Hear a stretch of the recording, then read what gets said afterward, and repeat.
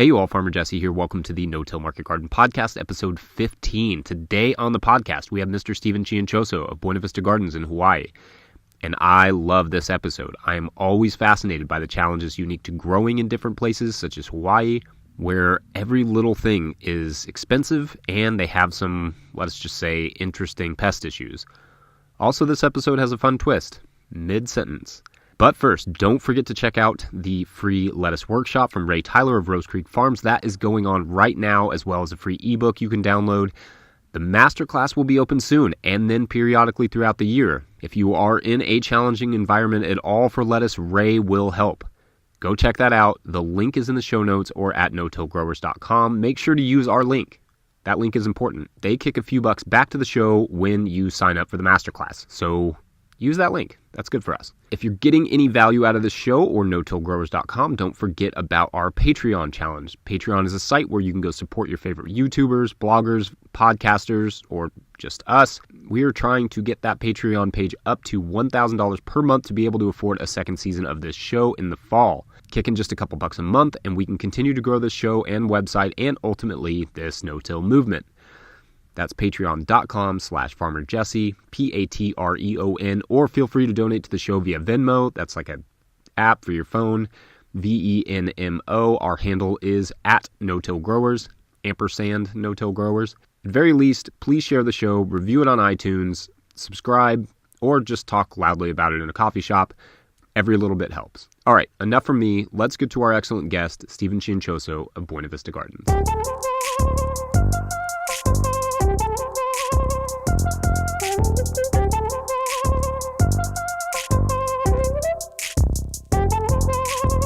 Stephen Ciancioso, welcome to the podcast.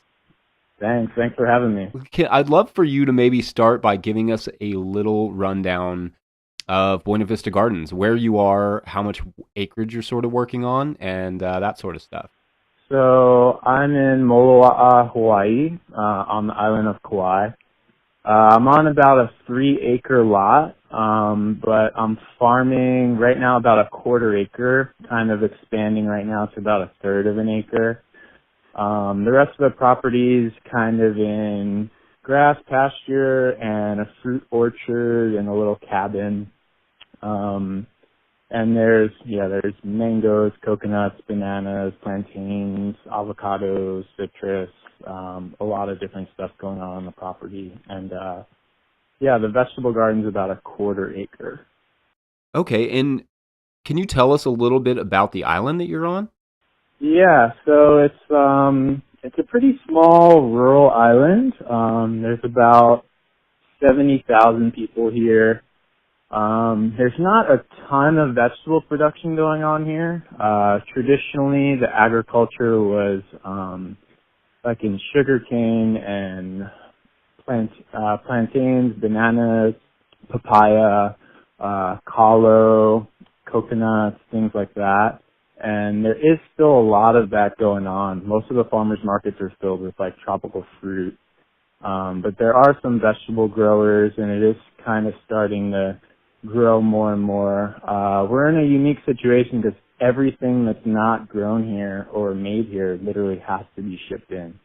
And so there is this growing demand, I think even more so than in other areas, for local fresh food, because by the time the stuff's getting here, it's really not looking that great. And most people want to support local farms and see that kind of grow and continue to really flourish here. So there's a great community of people here. It's really laid back. We have a all year growing season, basically. It has its challenges, but we can do fully 12-month growing year round, which is awesome. Nice. And then you mentioned, can you tell us a little bit about your sort of situation there in terms of having a lease or owning it? Yeah, so I started woofing on a farm here. And so I was woofing for about 1.5 years, and I started to kind of think about what I wanted to do and starting my own thing. And I was kind of staring next door, and there's this big kind of 3-acre lot, just all overgrown kind of jungle. And the owner of the farm I was looking for mentioned that it used to be farmed like 5 years ago, and it kind of just got left to go back to jungle in a way. And so I ended up reaching out to the owner and pitching this idea of leasing about an acre of the land. And originally we were going to do a formal lease, but when I met her, I came over, I helped do some work around the property, and she liked what I was doing, and we got along really well. So we kind of threw money out of the equation, and I'm in kind of what we call a caretaker arrangement here. So in exchange for farming on the land, I maintain the property. I'll kind of, like prune and take care of the little fruit orchard, mow the land, and in exchange for that, I can farm about an acre field of the property. And then there's a little cabin that I rent here. So I am in kind of a lease, but it's not a formal written lease either. It's kind of just a mutually beneficial arrangement from someone who owned land but was feeling maybe overwhelmed with taking care of it, and then me who doesn't have access to land but can kind of leverage my labor to make it good for the both of us. And so that's worked out extremely well.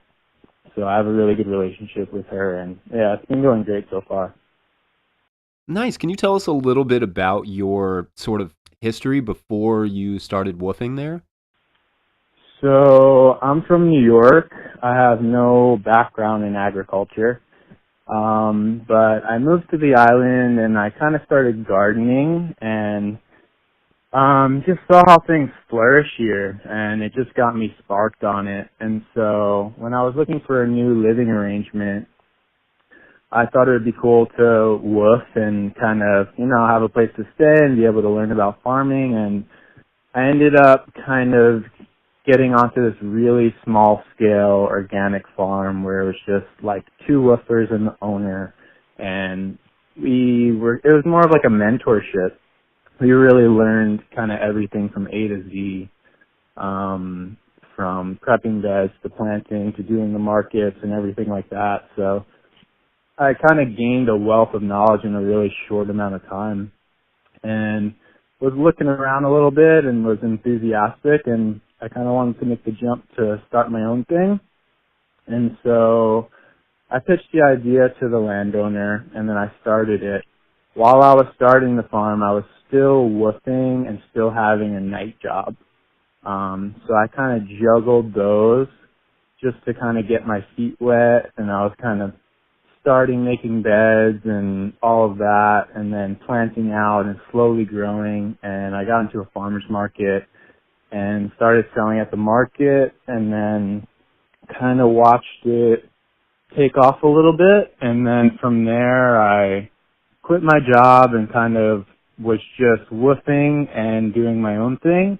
And then eventually I, stopped woofing and then went full on my farm. So I've been doing it for about 1.5 years and really just been focused on it solely since June. So for about the last 6 months is the amount of time I've had to really focus on the project. So you mentioned the farmers market. What is your marketing strategy, or is it primarily or exclusively the farmers market, or where else do you sell? I do one farmers market year round. I do one other farmers market kind of off and on depending on what kind of surplus I have. I sell to one health food store and 2 small restaurants. So that's how I'm marketing my produce throughout the island. Okay, and I'm assuming that since you're kind of you'd mentioned to me that you were sort of a little bit off grid there in the cabin, and you have kind of non-monetary lease. Are you able to make a decent profit selling your produce there? Yeah, absolutely. So yeah, we are fully rural, so we don't have electricity on the property, and that includes solar. But I mean, I am in a climate that is kind of a little forgiving for that. So we are off grid, and yeah, it has been really profitable. I was farming probably about 1/6 of an acre for the first 6 to 8 months or so, and I was slowly getting going. So I made about 25,000 my first year, and the way my rotation's going, it's kind of set up to be about 60,000 my second year, with the profit margin being pretty high because I'm doing the whole farm solo with no labor costs. So yeah, I can see myself making a living off of it. That's great. And then what kind of vegetables are you sort of focusing on? Is it a lot of greens, or are you doing mixed veg? Like what grows well for you there? I'm doing a lot of greens. I'm doing kale, baby arugula, baby kale, head lettuce, a little bit of chard. I'm doing carrots, beets, a little bit of turnips. I do a good amount of herbs, so cilantro, dill, parsley, and then odds and ends, I do some broccoli, green onion, pea shoots, sun shoots, things like that. And I'm still kind of feeling out what sells well here and what doesn't, and so kind of drifting in those directions. But so far, greens do really well here for sure. So can you tell us a little bit about your sort of no-till system? Like how do you turn I guess you turned kind of a forest into no-till beds. How did you go about that? So, all right. So I had a neighboring farm come over with a large flail mower, and he actually flail mowed a good part of the property for me. So that got the grass down because the grass was 8 feet tall. The grass here is like when Joel Salatin talks about like real grass, like it gets massive, big clumping grass. And so I had it flail mowed. And then before I really knew about tarps, I kind of just started digging out an area with a shovel. And so I took a shovel and dug out kind of just slowly, a little bit at a time, with digging out an area and broad forking beds. So the beds were started no-till. So it was just taking pasture, getting out kind of chunks of grass and whatever was in there, keeping the soil pretty moist, and then broad forking beds, letting them kind of settle, broad forking them again, shaping them. And then I kind of transitioned into tarping grass. So I would mow it really low, make sure there's good moisture in the soil, and use a farmer's friend silage tarp and tarp an area. Leave it for about 10 weeks.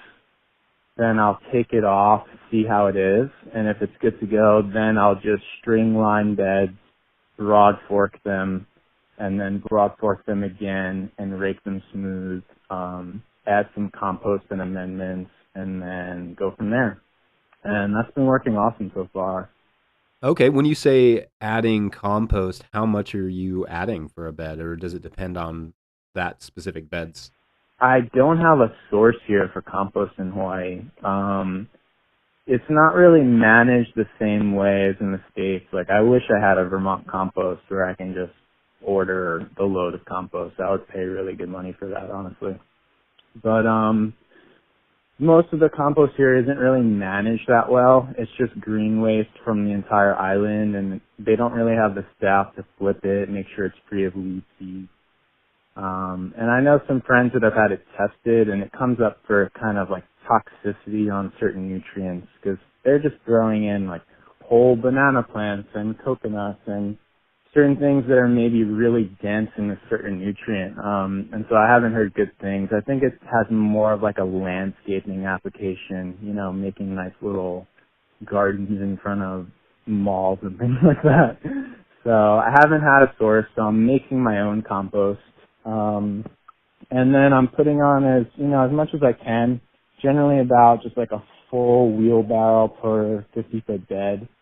And then, yeah, just pretty much going from there, trying to make as much as I can. And I think from now on, I'm probably going to rely more on cover cropping than just compost because I can't make as much as I'd like. Yeah, that's interesting. So what kind of system do you have in place for making your own? You said you were making your own. Like how are you going about doing that? So it's primarily just a mix of all the vegetable waste from the garden, so like carrot tops and beet tops and, all the arugula debris that comes off. So anything from the garden mixed with kind of dried grass from mowing, fresh grass, dried leaves, anything like that. So it's just vegetable waste and green matter waste, made into piles kind of under the shade of this native hedge that I have. So it's kind of almost on like a forest floor in a way. And I actually tarp the compost because we get really heavy rains here, and so I don't want it to be really soggy. So I'll kind of slowly build a pile, get it to a good size, maybe 4 feet by 4 feet, flip it, tarp it, just a regular like 10 by 12 tarp, and put that over it, and then maybe flip it once or twice more, kind of monitor the temperature, and then I just have those constantly in rotation. So I'll have like 4 piles at different stages, and then just going through it as I have it. Okay, yeah. How about what do you do when you're flipping beds? Like if you're taking a crop out and then putting another crop in, what does that sort of look like? All right, so basically a crop's coming out. I'm taking a hula hoe that's sharpened, really sharp, and I'm just lightly hula hoeing the bed just to get any debris off. I'm leaving all roots in the ground, so that's why I'm sharpening it really good. I want to just kind of shank the crop at the soil surface. And if it's a thick stemmed crop, I'm basically just taking a sharp knife and crouching and just walking fast along the bed just to cut it at soil level. So any crop or even, a kale or anything, I'm just lightly pulling it and just cutting out that root ball and leaving all the side roots in the bed. Then I'm raking it all out, string lining it, broad forking it, raking it pretty smooth and flat, and then adding any amendments and then lightly raking that in. And yeah, it's a really simple process. And one that's, been working really well for me. I've been to Hawaii once, and I was I was Honolulu, I think, in Maui. And one thing that really stood out to me is kind of what you mentioned earlier is about how expensive basically everything was. The food, the fuel, like you said, everything has to be shipped in. What are some of I'm imagining that has some challenges beyond, just like your everyday stuff like fuel. What about seeds and tools? Like, is that kind of stuff more challenging for you to get at a reasonable price? Yeah, absolutely. Things kind of double in price. So I ordered, for instance, like a Meadow Creature broad fork that's $200, but to ship it here is $160. So, a $200 item turns into $360. Especially for anything with weight to it. Seeds and stuff, like Johnny's is really good about that, and High Mowing and places like that. It's pretty affordable on that level. But if you wanted to ship in, let's say, like a soil mix or a compost, or if you wanted to do a high tunnel or anything like that, the cost of it kind of outweighs the benefit that you get out of it. It pretty much doubles in price. The benefit that the cost here does have is that the food being shipped in, my price for local food pretty much almost matches what restaurants are paying, and it's so much fresher and better that they're totally willing to go for it if you can be consistent about it. And the problem is being consistent because we get really heavy rain here. It just dumps rain for a really long time at certain parts of the year, so that can be challenging, but I think restaurants and health food stores are kind of used to that, and as long as you can be mostly consistent, they're willing to roll with you. But yeah, the distance definitely has its challenges. Yeah, I imagine. So what kind of soil are you dealing with there? So we're on a volcanic red clay. It's fairly thick, but it does drain well. I think the soil here is just used to that heavy rainfall, and so it does drain fairly well. Like we can get 4 to 6 inches of rain, and the next day you might be sprinkling water on a bed you direct seeded.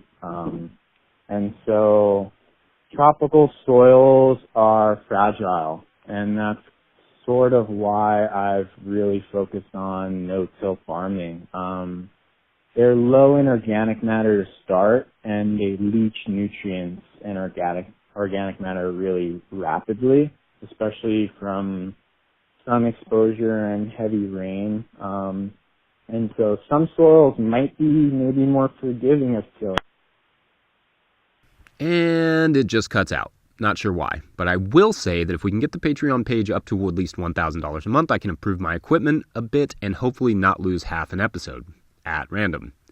Luckily, Stephen is awesome, and he generously agreed to give us a little extra time. Also, Stephen heard last week's episode and wanted to say a little bit about Ray Tyler's masterclass, which will open up again for enrollment soon, and wanted to give his own personal endorsement.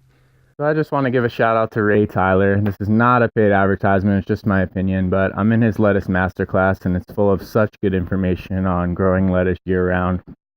Even if you're an experienced grower, if you learn one or two tricks that help you get some really successful beds, I think the course pays for itself really quickly.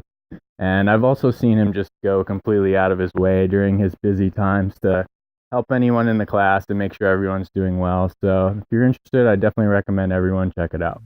That's pretty awesome. If you sign up for that class, Ray will kick a few bucks back to the show, so please use our link if you can, and also make sure to tell Ray how you found it. That helps. All right, back to Stephen. Several weeks later. All right, so when we left off, we were talking about sort of the heavy rainfalls you all get there, and you were saying that it can be like 4 or 6 inch rainfalls relatively regularly. But you were also saying that the soil drains well. Is there anything else you're doing to sort of mitigate the damage from those downpours? All of the beds are slightly raised. I don't like too high of a raised bed just because it does get hot here and it will dry out the topsoil a little too much. So we are on a slight slope, and the beds are in line with that slope and they're slightly raised. So the water does drain through the paths pretty well, but some of these events, yeah, you will get some erosion on sides of beds and things like that. But for the most part, the heavy rain is manageable, but we do get some events in the winter where there's nothing you can do about it. It's just endless rain. But it hasn't been too much of a challenge so far, but certain parts of the island get heavier than others, and we are a little lucky in our location that it's not too bad. Okay, so and probably with all that rain comes a lot of weeds. What are you doing for weed control? Because you look at the photos of your gardens and there are no weed photobombs. It just looks pristine. So what is your sort of weed strategy, and how are you managing them? I realized early on that weed control is probably the most important thing that you can do on a small farm. That being said, I don't do anything fancy. I'm not flame weeding or harping or occupying beds. I'm basically just on a strict regimen of using collinear hose and wire hose in the beds once a week and doing the paths probably every 2 weeks with a hula hoe. I just make really straight rows so that different size wire heads and collinear hose can just easily pass through. And I just make it a point to constantly just slightly disturb that little surface level of soil. And I do totally have weeds. A lot of weeds germinate here constantly. Luckily, the land was in pasture for 5 years and the grass kind of really took over. So I don't have too much weeds. But one thing I've seen is just as the biology in the soil has changed, the weed pressure has shifted as well. It's really interesting to see. As the soil has gotten healthier, I actually see weeds having pest pressure and crops being healthier. And that's been an interesting observation because I'm a bit of a skeptic about those things when people say, build healthy soil and you can have no disease pressure and no pest pressure. And I was always like, yeah. But I am actually seeing like lettuce beds where little bits of purslane that popped up getting hit by pests and looking ragged and diseased. And it's strange to see, but I think that building a healthy soil helps. Obviously, not tilling and just being strict with the weekly regimen of going around with the collinear hoe and just hitting all the beds. That's been what I do. It's pretty simple. That's great. So I want to talk a little bit about pests, but I'm really bummed to have lost that first interview because in the background, early on, you can actually hear roosters. And I remember that when we were recording it. And then later on, you told me about the chickens. Can you tell us a little bit about the chicken situation there? And I mean, it just kind of blew my mind. All right. So Kauai has wild chickens basically across the whole island. And so I suppose early on people had chickens for laying hens and they kind of got out and they just spread really rapidly and thrived here. So there's chickens just wandering the sidewalks, wandering the streets, wandering all of the farms. So the whole garden is just kind of poultry netted, just to keep them out from scratching all of the surfaces. But yeah, they're doing really well here. It does rain a lot, but there's warm weather and there's no predators. And so we're in, maybe a unique place where there's wild chickens pretty much all over the whole island. It's just going to be interesting. Right. That's so amazing to think like most people, at least in the continental US, deal with deer. To have it be chickens is such an amazing turn.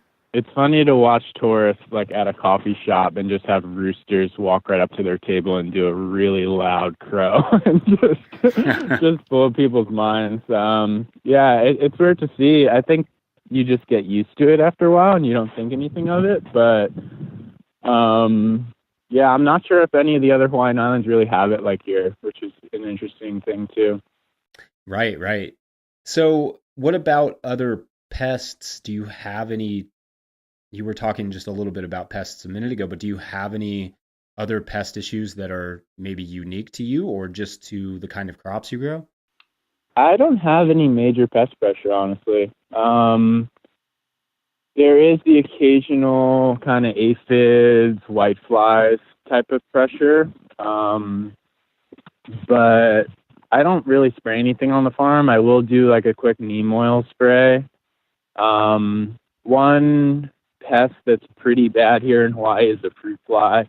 And so it's really challenging to grow cucurbits and tomatoes, peppers, melons, like summer squash, zucchini. They all get stung with a little fruit fly maggot that matures as the fruit matures. And so if you want to grow any of those crops, you need to be in a fully sealed, netted greenhouse that can keep those things out. So I just avoid growing those crops.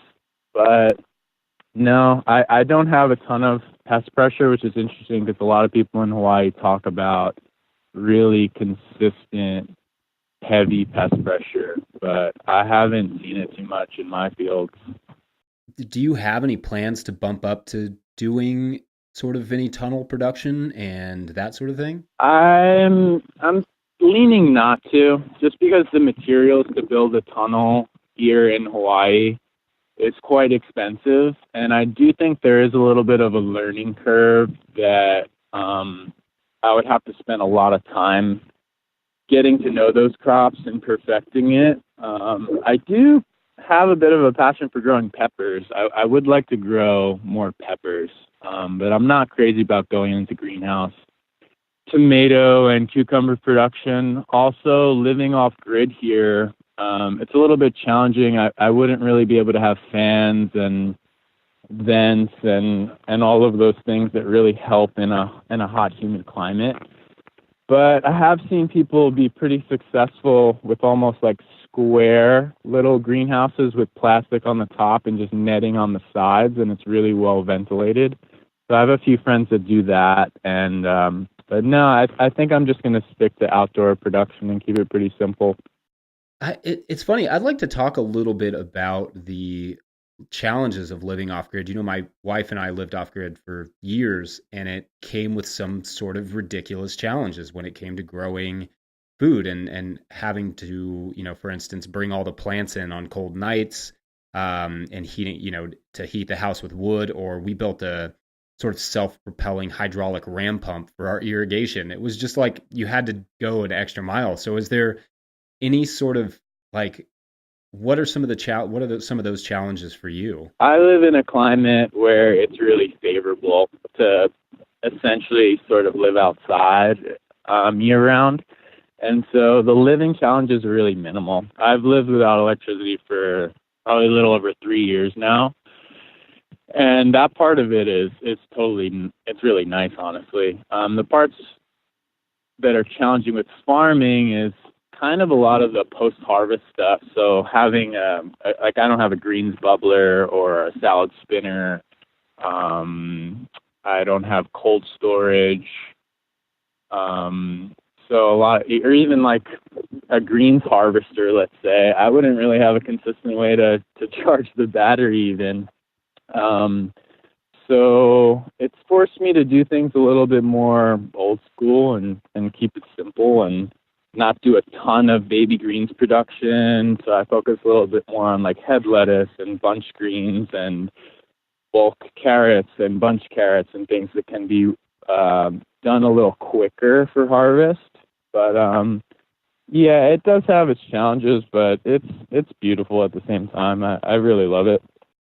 Is there anything that you're kind of eyeing that is an off-grid item to be able to make that wash pack situation a little bit more efficient? We are looking into getting a solar system on the farm probably in the next year or so.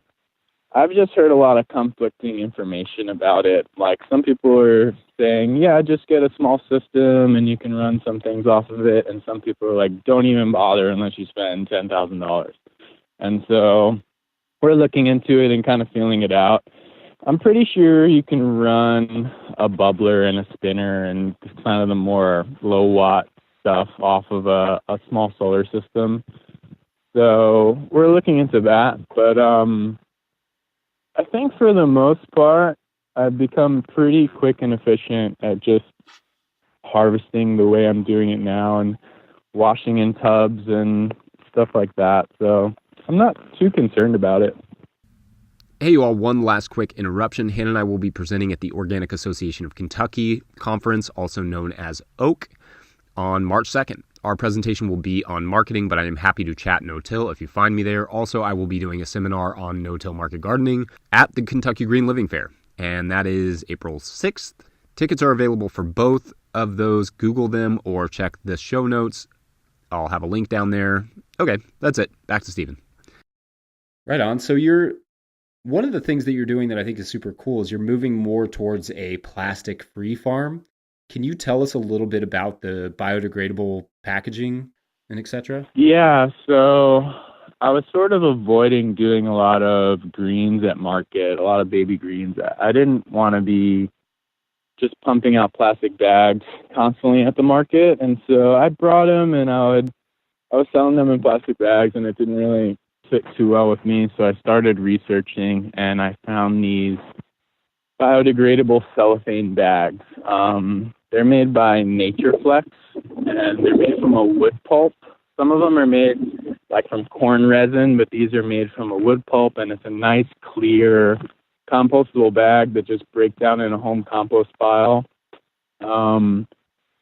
Yeah, they're really nice for salad mix, arugula, and I even use them for microgreens. So all of the packaging at the farmer's market is in those. And I'm also even selling like bag greens to the health food store in them now. There is a little bit of concern with like a different sort of shelf life with greens in those packaging because I think they breathe a little bit differently than typical plastic bags.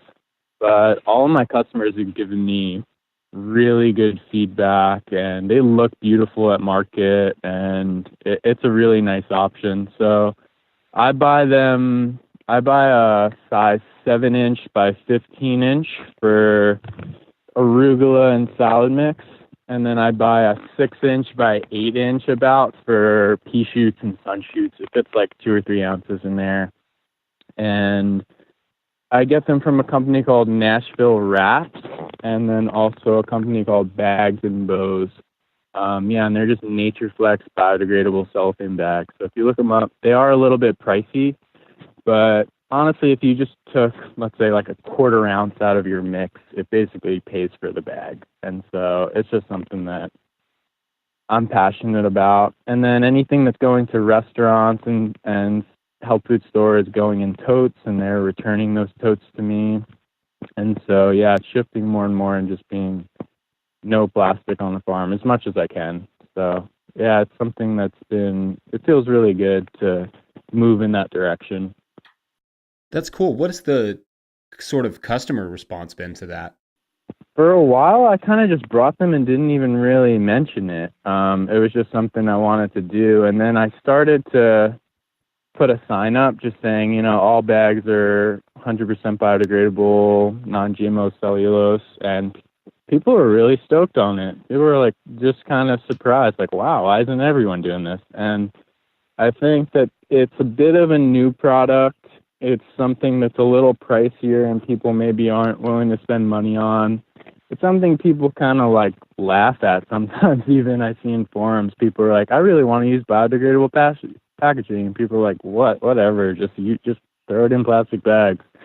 But I think it's bonded me with customers a little bit. It kind of puts your customer and yourself more in line with each other and your values and what you care about. And I think it makes them a little more willing to come up to your stand in particular and support you. And that wasn't what I was going for, but yeah, it's been a side effect of switching to that. And yeah, people have loved it so far. And some of them are even reusing the bags, like drying them out and reusing them. And yeah, it's been good so far. I like that they're reusing it. I feel like that's a good thing to tell people, because one of my first thoughts is worrying that there's going to be, like you said, the shelf life issues, or that they're going to partially break down in a refrigerator or something, or that the customer may think that. So it's cool to hear that they're reusing them. Yeah, the bags don't break down. I think it has to be in contact with soil and organisms and things like that. The shelf life of the greens in the bag is going to be way faster than the bag itself, especially in a fridge. And they do hold up fairly well. So if you just have greens in them and they're in a fridge, it's going to last a really long time. But if you do throw it in a home compost pile, it breaks down really fast, rather than some of these other compostable packagings where it's just basically a myth and they don't break down at all. How are you cooling those greens off without electricity? It's just in tubs of really cold water. And so, yeah, I don't have cold storage or anything, but I've stretched it out to where I'm just harvesting 4 days a week instead of doing a big harvest on 1 or 2 days. So everything's just harvest to order basically, and it gets harvested that morning and goes right out. So it's just getting dunked in tubs of cold water or rinsed with cold water and put in totes and put in the shade for an hour, and then it gets delivered and goes into their walk-in cooler. So it hasn't been too challenging. I was concerned for a minute because people like Curtis or like go on the record like, if you don't have a walk-in cooler, don't even bother farming. You need one. And then other people kind of like Ben Hartman have stepped in recently and been like, we stopped using our walk-in cooler. Like everything is just harvested to order and delivered. And that was like a sigh of relief. Like, okay, I can kind of make it work. I don't need to harvest everything exactly 1 day a week and then sell it over the next few days. So yeah, it's nice too, because I'm harvesting everything by myself, and splitting it into multiple harvest days just makes that load a little bit easier. And the health food stores and restaurants just to order, and then farmers markets I'm obviously just guesstimating what I should bring. And yeah, it's just hydro cooling, nothing fancy. Nice. So I want to hear, before I let you go, a little bit about what got you into no-till to begin with? So for me, I was kind of just wide-eyed in the beginning and willing to soak up a lot of information. And the farm I ended up whipping on was essentially, it was a low-till farm. So he would sometimes once a year till in a cover crop or kind of rotary plow the path. It was really minimal use of a BCS. And so that was sort of my first exposure to market gardening. It's just small hand tools, no tillage, really simple, easy process. And so I didn't really know anything besides that. And once I started diving into content online and seeing different people's styles, I just naturally gravitated towards no-till. And I mean, there's really low startup costs. It's very simple to get going. And it just felt sort of like the right thing to do. But I think the biggest influence was essentially the farm I started farming on, and the kind of mentorship of the owner, and how easy it seemed to get going from that perspective. I love that. I often say and talk about how much of an influence where you learn to farm has on the rest of your farming career. And and it's interesting thinking of it from both perspectives, from the perspective of the grower who's training the apprentice to, think about that and think about how they can set their apprentice up right. But then also from the apprentice standpoint, looking for farms that kind of fit your values. Right. Yeah, I really lucked out because woofing is quite popular here in Hawaii, and it is a bit of a source of just cheap labor in the sense that they're doing the tasks that farmers don't feel like doing. And so a lot of them get caught up just washing totes and bins and hand weeding and doing the things that are a bit of a drag. And so it can be sort of discouraging to this new group of people that probably would be interested in getting into the space and taking it further. And so I got really lucky being with an older farmer who was sort of winding down, and who was willing to kind of share his knowledge and advice and show us how to do everything from A to Z and really get a full experience. And it gave me the confidence to say, like, yeah, I can do this. Whereas if you're only doing a very small part of the operation, it seems like you need to have so much more know-how and knowledge than you actually have. And yeah, being in the right place makes a huge difference. So I'd recommend for people that are going to do an apprenticeship or a woofer situation to really fill it out and try to find a home that is a place where you'd aspire to be. I agree. Stephen Ciancioso, thank you so much for your time. Thank you, Jesse. It's a pleasure.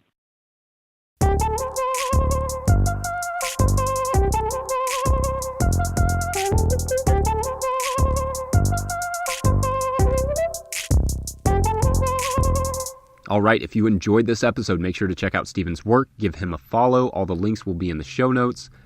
Also, make sure to follow No-Till Growers wherever it is that you follow stuff. We're on Instagram, Facebook, and also have a lively forum at notillgrowers.com where a lot of our guests actually contribute. So go check that out. Join the Patreon page to support the show. Venmo us a donation. PayPal one. Lots of weird verbs these days, but whichever verb you prefer, please don't hesitate to support this movement. We're getting thousands of downloads and listens, and I would love to hear how this show is helping you or how it could help you more, or if you have a guest recommendation or any questions, email us at notillgrowers@gmail.com. All right, you all, that's it for me. Thanks for listening. We'll see you next week. Bye. People are mostly pretty forgiving about all these things, so totally, yeah. And it's totally, like, I'm a farmer, whatever, like, I don't know what I'm doing. So, No, I'm doing like great, shocked honestly. every week when the podcast goes up and it works. I'm like, damn, that's crazy that happens. Yeah.